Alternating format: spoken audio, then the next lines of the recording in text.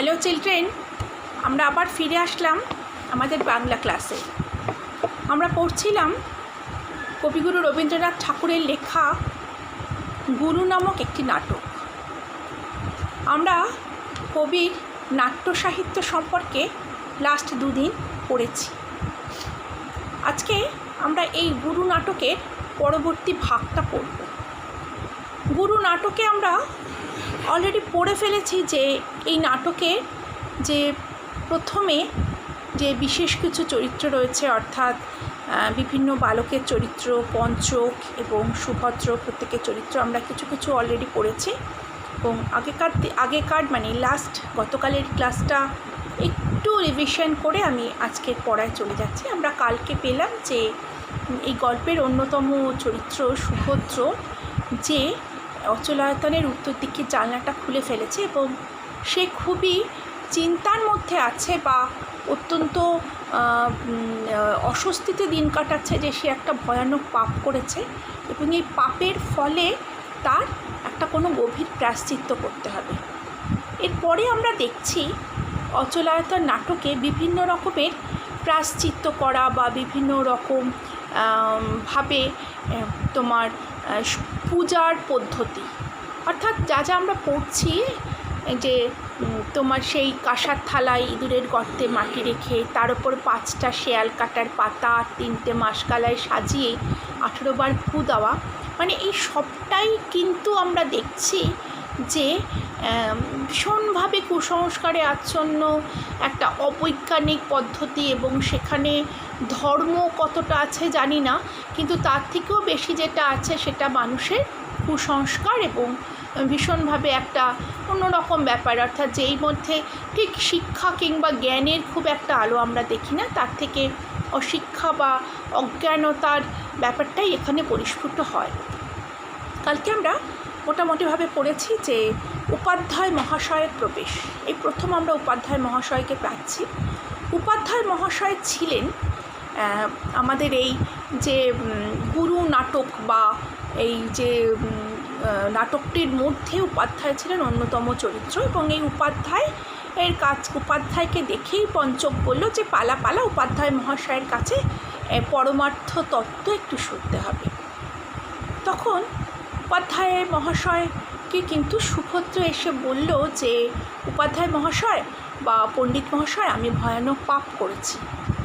তখন উপাধ্যায় মহাশয় বলছে, ঠিক আছে, তুমি কি পাপ করেছো সেটা শোনা যাক। তখন সুভদ্র কিন্তু বলে যে আমি অচলায়তনের উত্তর দিকে। উপাধ্যায় মহাশয় আর পুরোটা শোনে না, তার আগেই বলা শুরু করে, তুমি অচলায়তনের উত্তর দিকে কি করেছো? তুমি দেয়ালে আঁক কেটেছো, কনুই ঠিকিয়েছো, মানে অচলায়তনের উত্তর দিকে জানলাটা ছোঁয়াটা পর্যন্ত নিষিদ্ধ ছিল। সুতরাং এই যে দেয়ালে আঁক কাটা বা এসব করা ব্যাপারটা কিন্তু খুবই কঠিন ব্যাপার, মানে এটা করলেই তার প্রায়শ্চিত্ত করতে হয়। কিন্তু সুভদ্র কিন্তু সেটা না মেনে খুব পরিষ্কারভাবে বলল যে আমি জানলা খুঁড়ে বাইরে তাকিয়েছি। উপাধ্যায় মহাশয় পুরো চমকে উঠলেন, তিনি পুরো বসে পড়লেন, বললেন কি সর্বনাশ, আজ 345 বছর ওই জানলা কেউ খোলেনি। তখন সুভদ্র বলছে, আমার কি হবে? পঞ্চক কিন্তু ততক্ষণ সুভদ্রার কাছেই ছিল। সেও সুভদ্রকে আলিঙ্গন করে বলল, তোমার জয় জয়কার হবে সুভদ্র, 345 বছর ধরে তুমি আগলে রেখেছ। তোমার এই অসামান্য সাহস দেখে উপাধ্যায় মহাশয়ের মুখে আর কোনো কথা নেই। গুরু আসার পথ তিনিই যে প্রসন্ন করে দিলেন, তিনিই যে খোলসা করে দিলেন। এরপর আচার্য এবং উপাচার্যের প্রবেশ। আচার্য বলছেন, এতদিন পরে আমাদের গুরু আসছেন। উপাচার্য বলছেন, তিনি প্রসন্ন হয়েছেন তাই তো তিনি আসছেন। একসময় উপাচার্য বললেন, তিনি প্রসন্ন হয়েছেন কি হননি সেটাই বা আমরা কি করে জানব? কঠোর নিয়মে আমরা তো সবটাই পালন করি।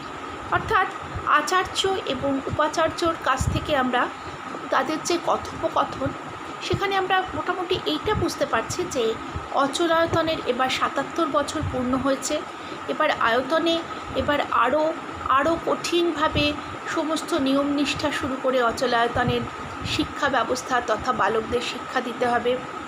এইসবের জন্যই হোক, যে কোনো কারণেই হোক, গুরু কিন্তু আসছেন। আর এই যে আচার্যের, উপাচার্য এবং আচার্য, এরা দুজনেই কিন্তু অসম্ভব রকম প্রাচীনপন্থী, সনাতনপন্থী। এরা ন্যায়, নিষ্ঠা, নিয়ম শৃঙ্খলার বেড়াজালে শিক্ষাকে বেঁধে রাখাটাই কিন্তু প্রকৃত শিক্ষা ভাবে।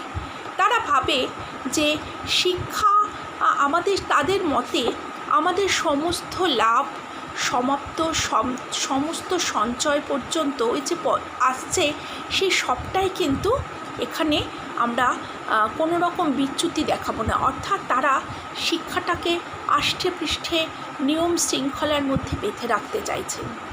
এর মধ্যেই কিন্তু তারা দেখল যে পঞ্চক আসছে। আচার্য পঞ্চকের গায়ে হাত দিয়ে বলল, বসো পঞ্চক। পঞ্চক বলল যে আমাকে ছুলেন যে।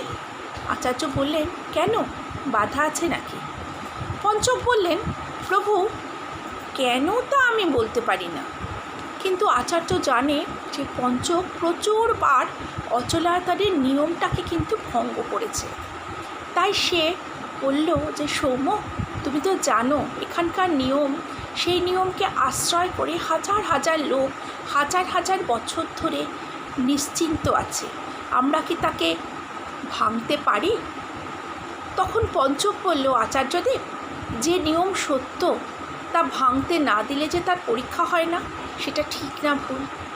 অর্থাৎ যেটা সত্য সেটা চিরকালীন সত্য, যেটা সত্য নয় সেটা কিন্তু একটা সময় ধ্বংস হয়ে যাবেই। সেই কারণে সত্যটাকে আরও সত্যর পুনর্গঠনের জন্য কিন্তু নিয়ম ভেঙে সত্যটাকে প্রকাশ করা উচিত। ওই যে দ্বার বন্ধ করে দিয়ে ভ্রমটারে রুখি, সত্য বলে আমি তবে কোথা দিয়ে ঢুকি। অর্থাৎ মনের জানলা দরজা বন্ধ করে প্রকৃত সত্যর পেছনে ছোটা যায় না। প্রকৃত সত্য উন্মোচন করতে হলে আমাদের চাই আমাদের মনের প্রসারণ। এখানে কিন্তু পঞ্চক সেই প্রসারণতাকেই বা মনের সেই প্রসারতাকেই বেশি গুরুত্ব দিয়েছে। এবার আচার্যর সঙ্গে যে পঞ্চকের কথোপকথনে আমরা একটা জিনিস বুঝতে পারছি, যে অচলায়তনের বাইরে একটা জুনক নামে এক জাতি আছে, যাদেরকে অচলায়তনের শিক্ষক বলো, ছাত্র বলো, বা সেই সময়কার জনসাধারণের একটা পার্ট বলো, যারা অচ্যুত বলে মনে করে। অর্থাৎ আমাদের দেশের সেই যে জাতপাত, কুসংস্কার এবং অস্পৃশ্যতা, এখানে কিন্তু সেটাই আমরা দেখতে পাচ্ছি। বলছে যে জুনকরা যে অত্যন্ত ম্লেচ্ছ। তখন পঞ্চক জিজ্ঞেস করে, তাদের সম্পর্কে কি আপনার কোনো আদেশ আছে? বলছে, যদি ভুল করতে হয় তবে তুমি ভুল করো, আমাদের কথা শোনো না, কিন্তু আমার কিন্তু কোনো আদেশ নেই। পঞ্চক বলছে, ওই যে উপাচার্য আসছেন, বোধ করি কাজের কথা আছে, বিদেয় হই বলে পঞ্চকের প্রস্থান হলো। আবার উপাচার্য এবং আচার্য দুজনে কথোপকথন শুরু করল। উপাচার্য উপাধ্যায়ের প্রতি বলছেন, আচার্যদেবকে বলতেই হবে উনি নিতান্তই উদ্বিগ্ন হবেন, কিন্তু দায়িত্বটাকে কি? বলছে, আচার্যদেব, সুভদ্র আমাদের আয়তনের উত্তরের জালনা খুলে বাইরে দৃষ্টিপাত করেছে। তখন আচার্যদেব বলছেন, ওটা তো একজটা দেবীর। উপাধ্যায় মশাই বলছেন, সেটাই তো ভাবনা, আমাদের আয়তনের মন্ত্রপুত রুদ্ধ বাতাসকে সেখানকার হাওয়া কতটা দূর আক্রমণ করেছে সেটা বোঝা যায় না। এখন কথা হচ্ছে, এই পাপের প্রায়শ্চিত্ত কী? মানে সুভদ্র যে পাপ করেছে অচলায়তনের উত্তর দিকে জানলা খুলে, সেটা কিন্তু মোটামুটিভাবে পরিষ্কার। বলছে, এই পাপের প্রায়শ্চিত্তটা কী? তখন আচার্য মহাশয় বলছে যে আমার তো স্মরণ হয় না, অ্যাকচুয়ালি আজ থেকে 300 বছর হলো এরকম কোনো পাপ কেউ করেনি। সুতরাং এই পাপের যে কি প্রায়শ্চিত্ত হবে সেটাও কিন্তু উপাধ্যায় মশাই বা আচার্য কেউই বলতে পারছেন না। বলছে, ওই যে মহাপঞ্চক আসছে, যদি এই 300 বছরের ধরে যে পাপটা ঘটেনি, সেই পাপের যে প্রায়শ্চিত্তটা কী হতে পারে সেটা যদি কারো জানা থাকে, তাহলে সেটা একমাত্র জানা আছে মহাপঞ্চকের। এর মধ্যে মহাপঞ্চকের প্রবেশ। মহাপঞ্চক তো এসেই বলল যে সবটা শুনেছি বোধহয়। তখন তো মহাপঞ্চক বলছে, আমি সেই জন্যই আসলাম, তাহলে এর কি উপায় আছে, মানে কীরকম প্রায়শ্চিত্ত করতে হবে। মহাপাঞ্চক বলছেন ক্রিয়াকল্পতরুতে এর কোনো নিয়ম পাওয়া যায় না। ক্রিয়াকল্পতরুটা কি? ক্রিয়াকল্পতরু হচ্ছে নিয়ম নিষ্ঠার একটা বই, যেরকম ধরো আমাদের পঞ্জিকা থাকে কি বিভিন্ন ধর্মগ্রন্থ থাকে, ওই রকমই একটা বই। সেখানে একমাত্র বলেছে একমাত্র ভগবান জলনানকৃত অধিকর্মিক বর্ষায়নে লিখেছেন অপরাধীকে 6 মাস মহাতামস সাধন করতে হবে। এবার মহাতামসটাকে আমরা জানি, তামস কথাটার অর্থ হচ্ছে অন্ধকার বা রাত্রি। তাহলে বলছি এই মহাতামস হচ্ছে যে এই ধরনের অন্যায় করবে সে 6 মাস কোনো আলোর রশ্মি দেখতে পারবে না, কেননা আলোকের তারা যে অপরাধ, অন্ধকারেই তার কিন্তু স্খালন। তাহলে বলছে যে সুভদ্রকে হিঙ্গু মর্দন কুণ্ডে স্নান করিয়ে আনি, তারপর প্রায়শ্চিত্ত হবে। কিন্তু উপাধ্যায় মশাই সেই সময় হঠাৎ করে প্রায়শ্চিত্তের এগেনস্টে চলে গেলেন। তিনি বললেন কিসের প্রায়শ্চিত্ত? মহাপঞ্চক বলছেন প্রয়োজন নেই, বলছেন অধিধার্মিক বর্ষায়ন খুলে আমি এটাই দেখেছি। আচার্য বলছে কোনো দরকার নেই, আমি সুভদ্রকে আশীর্বাদ করছি। মহাপঞ্চক বলছেন এও কি সম্ভব? যা শাস্ত্রে লেখা নেই আপনি তাই করবেন? আচার্য বলছেন আমি এটা হতে দেব না, যদি কোনো অপরাধ ঘটে সেটা আমার। উপাধ্যায় মশাই বলছেন এরকম দুর্বলতা তো আপনি আগে দেখাননি। সেবার অষ্টাঙ্গ শুদ্ধির উপবাসে তৃতীয় রাতে বালক কুশলশীল জল জল করে পিপাসায় প্রাণত্যাগ করলে তার মুখে এক বিন্দুও জল দেওয়া গেল না। আপনি তো তখন নীরব ছিলেন, বলেছিলেন তুচ্ছ মানুষের প্রাণ আজ আছে কাল নেই, কিন্তু সনাতন ধর্মবিধি সে তো চিরকালের। অর্থাৎ আমরা কি দেখছি এই নাটকের প্রথম দৃশ্যতেই, সুভদ্রার অত বড় পাপকে কেন্দ্র করেও যখন মহাপঞ্চক এই পাপের মহাতামস সাধন করার প্রায়শ্চিত্তটা নিদান দিচ্ছেন, তখন কিন্তু আচার্য মহাশয় এই বালককে কোনো রকমই শাস্তি দিতে চাইছেন না, তিনি সেটাকে আশীর্বাদ করছেন। এবং উপাধ্যায় মহাশয় কিন্তু বলছেন যে আপনি তো এরকম ছিলেন না, আপনি কেন বালকের প্রতি এত দুর্বল? কারণ এই আচার্য মহাশয়, মহাপঞ্চক এবং এই যে অচলায়তনের সমস্ত শিক্ষক যারা, তাদের একমাত্র চিন্তাধারা হচ্ছে যে সনাতন ধর্মবিধিটাকে যাতে কেউ উল্লঙ্ঘন না করে। মানুষের প্রাণ আজ আছে কাল নেই, কিন্তু আমাদের যে ট্র্যাডিশনাল যে সম্পর্কগুলো, ট্র্যাডিশনাল যে নিষেধের বেড়াজাল, সেটা যেন টপকানো না হয়। এর মধ্যেই সুভদ্রকে নিয়ে পঞ্চকের প্রবেশ। পঞ্চক বলছে ভয় নেই সুভদ্র, তোর কোনো ভয় নেই, এই শিশুটিকে অভয় দাও প্রভু। মানে আমরা দেখতে পাচ্ছি পঞ্চক এবং আচার্য দুজনেই কিন্তু সুভদ্রর পরে। সুভদ্রকে আচার্য বলছেন বৎস, তুমি কোনো পাপ করনি, যারা বিনা অপরাধে তোমাকে হাজার হাজার বৎসর ধরে মুখ বিকৃত করে ভয় দেখাচ্ছে, পাপ তাদেরই। এসো পঞ্চক। অর্থাৎ আমরা এখানে অদ্ভুত জিনিস দেখতে পাচ্ছি। আচার্য মহাশয় একটা অদ্ভুত কথা বললেন, যে আচার্য মহাশয় অচলায়তনের এই সমস্ত নিয়ম নিষ্ঠার প্রতি তার অগাধ চিন্তাধারা, এবং সে কিন্তু বলছে যে হাজার হাজার বছর ধরে তোমাকে বিনা অপরাধে ভয় দেখাচ্ছে। অর্থাৎ এখানে সুভদ্রকে কিন্তু আচার্য মহাশয় হাজার হাজার বছর ধরে সমাজ সংস্কারের প্রতিভূ হিসেবে বলছেন, যারা পুরনো সমস্ত নিয়ম নীতিকে উল্লঙ্ঘন করে নতুনের আশায়, অর্থাৎ দেশকে দশকে নতুন সমাজ ব্যবস্থা, নতুন শিক্ষানীতি নতুনভাবে বরণ করতে পারে বা চায়, তাদের উদ্দেশ্যেই বলেছেন। এখানে তাদের কথাই বলেছেন। এখানে সুভদ্র একটি রূপক মাত্র, সুভদ্র রূপক মাত্র। সুভদ্রকে উল্লেখ করে বলেছেন তোমাকে হাজার হাজার বছর ধরে ভয় দেখাচ্ছে। সত্যকে কখনো হাজার হাজার বছর ধরে ভয় দেখিয়ে কিন্তু কিছু করা যায় না। যা সত্য সেটাই সুন্দর, এবং সেটাই কিন্তু একটা সময় সবাই মেনে নেয়। এর মধ্যে উপাধ্যায় মশাই অবাক হয়ে গেল। সে বলছে উপাচার্য মহাশয়ের কী হলো? এ কী হলো উপাচার্য মহাশয়? আচার্যর এ কী হলো? আচার্যকে অর্থাৎ উপাধ্যায় মহাশয়, মহাপঞ্চক, এরা দুজনেই খুব অদ্ভুতভাবে ইয়েতে পড়ে গেল যে আচার্য মহাশয়ের কী হলো, যে আচার্য মহাশয় অচলায়তনের সমস্ত নিয়ম নিষ্ঠাকে এতদিন নিষ্ঠা ভরে পালন করে এসছেন, সে হঠাৎ করে সুভদ্রর পক্ষে কেন? বলছে এই যে আচার্যর কি সুভদ্রকে বাঁচাতে গিয়ে সনাতন ধর্মের বিনাশ করবেন? তাহলে কিন্তু আমরা আচার্যকে আচার্য বলে গণ্যই করব না, অর্থাৎ আচার্যকে আচার্য বলে আমরা মানবই না। এর মধ্যে অচলায়তনের অন্যতম চরিত্র সঞ্জীব, বিশ্বম্ভর এবং জয়োত্তমের প্রবেশ। সঞ্জীব বলতে লাগলো এতদিন তো সবই ঠিকঠাক ছিল, হঠাৎ করে গুরু আসার কথাতেই কীরকম অদ্ভুতভাবে সুভদ্র একটা অন্যায় করে ফেললো। এবার বলছে, বিশ্বম্ভর বলছে এই যে আচার্য অদিনপূর্ণ যদি স্বেচ্ছায় পদত্যাগ না করেন, আমরা তার অনুশাসন মানব না। অর্থাৎ আচার্যকে এখন আর কেউ মানতে চাইছে না। কেন? আচার্য যেহেতু সুভদ্রর পক্ষে হয়ে গেছে।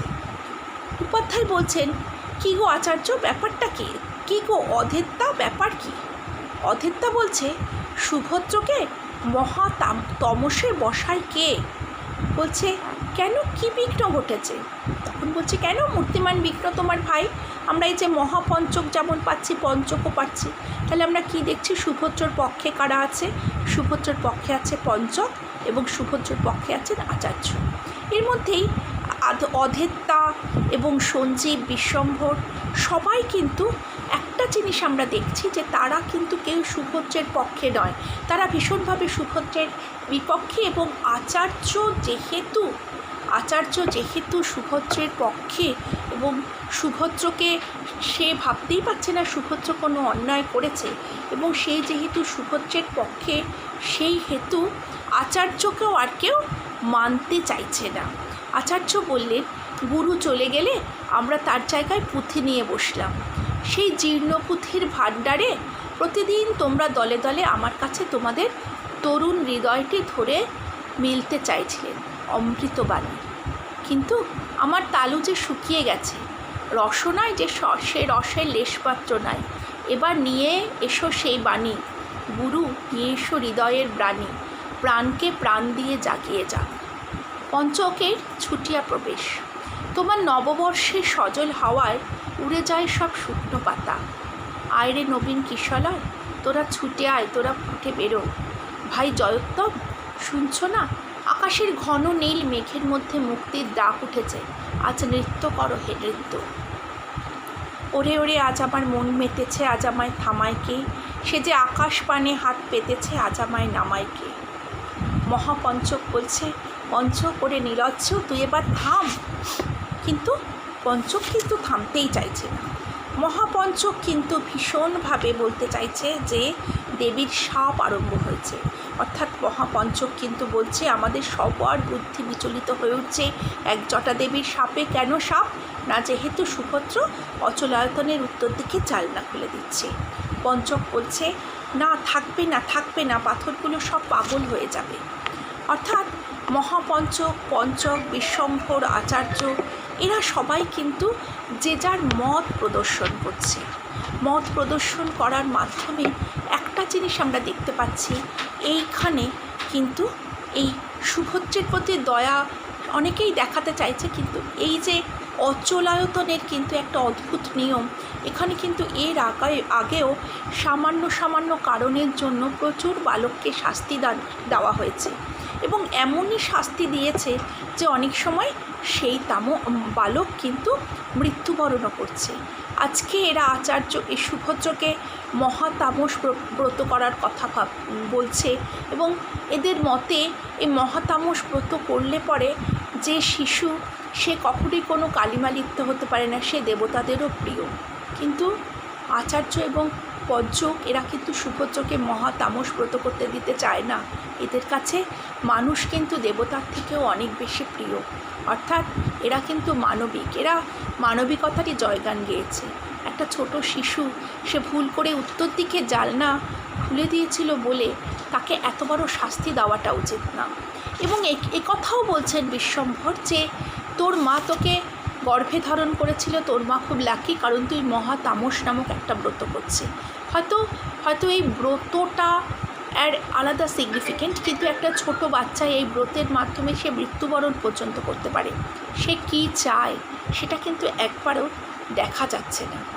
আচার্য বলছে যে ওই শিশুটিকে আজকে হায় হায়, আমার হৃদয় বিদীর্ণ হচ্ছে। আচার্য বলছেন, তোমরা যদি ওকে কাঁদিয়ে কাঁদিয়ে আমার হাত থেকে ছিঁড়ে কেড়ে নিতে চাও তাহলে আমার এত বেদনা হতো না। কিন্তু হাজার বছরের নিষ্ঠুর মুষ্টি ওইটুকু শিশুর মনকেও চেপে ধরেছে। একেবারে 5 আঙুলের দাগ বসিয়ে দিয়েছে। কখন সময় পেল সে কি গর্ভের মধ্যে কাজ করবে? সুভদ্র কিন্তু প্রায়শ্চিত্ত করতে চাইছে, কিন্তু আচার্য এবং পঞ্চক চায় না সে প্রায়শ্চিত্ত করুক। এই প্রায়শ্চিত্ত করা তার কাছে মৃত্যুবরণ করার মতো। কিন্তু মহাপঞ্চক থেকে শুরু করে অন্যান্য সবাই কিন্তু চায় যে এরা সুভদ্র প্রায়শ্চিত্ত করুক। আমরা কিন্তু প্রথম দৃশ্যের প্রায় শেষ ভাগে চলে আসছি। এরপর আমাদের আর একটুখানি কথা রয়েছে প্রথম দৃশ্যতে। সেখানে আমরা রাজাকে দেখব এবং আর অল্প একটু পড়ব। আশা করি প্রথম দৃশ্য আমাদের কালকেই শেষ হয়ে যাবে। এরপর আমি এই নাটকের ওভারঅল অর্থাৎ প্রথম দৃশ্যের ওভারঅল কী বলতে চেয়েছে এবং সেখানকার 2টি প্রশ্ন সম্পর্কে তোমাদের সঙ্গে আলোচনা করব। যতটা পড়ালাম আজকে অতি অবশ্যই একটু পড়ো, কারণ আমি জানি হয়তো পড়তে ভালো লাগবে না, কিন্তু মোটামুটিভাবে একটু না পড়লে পরে তোমরা এই নাটক থেকে যে ছোট প্রশ্নগুলো যেগুলো আসবে সেগুলো করার জন্য একটু পড়তেই হবে। সুতরাং আশা করবে একটু পড়বে।